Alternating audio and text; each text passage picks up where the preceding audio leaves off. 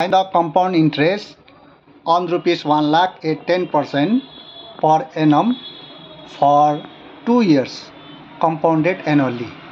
हामीलाई compound interest निकाल्नु भनेको छ र यहाँ प्रिन्सिपल दिएको छ 1 लाख। त यहाँ हामीले प्रिन्सिपल इज 1 लाख अनि रेट दिएको छ 10%। पर्सेन्टेज चाहिँ हो रेट अनि फर 2 इयर्स भनेर लिएको छ। यो चाहिँ भयो टाइमलाई हामीले कम्पाउन्ड इन्ट्रेस्टमा हामी एन लेख्छौँ, सिम्पल इन्ट्रेस्टमा चाहिँ टी लेख्छौँ।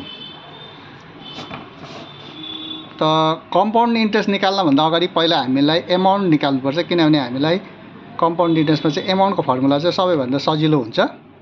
त A is equal to P into 100 plus R by 100 to the power N, यो हो फर्मुला। त पी को ठाउँमा 1 लाख अनि 100 प्लस आर को ठाउँमा 10 मुनि 100 अनि एन भनेको number of period, that is 2। 1 lakh छ, यो 100 र 10 जोड्दा 110 हुन्छ, मुनि 100 पावर 2 छ, 0 न्युमिनेटर 0 डिनोमिनेटर काट्यो। अब यो 1 लाख 11 को स्क्वायर हुन्छ 121 121 अथवा 11 इन्टु 11 लेख्दा पनि हुन्छ। अनि 10 को स्क्वायर हुन्छ 10 इन्टु 10 यानि कि 100। अन्त दुईटा 0 र दुईटा 0 माथि मुनि काट्यो भने अब 1 यहाँ कति हो, 3टा 0 रह्यो।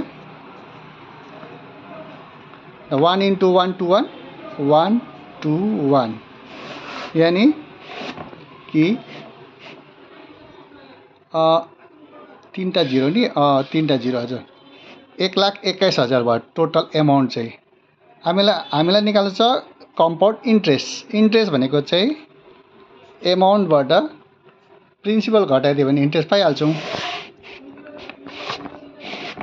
त एमाउन्ट निक्ल्यो हाम्रो 1 टु 1 3टा 0 1,21,000, प्रिन्सिपल थियो 1 लाख यानि कति बेसी निक्ल्यो, 21,000 बेसी निक्ल्यो। त्यो चाहिँ भयो 21,000 चाहिँ हाम्रो कम्पाउन्ड इन्ट्रेस्ट। त 21,000 इज द आन्सर।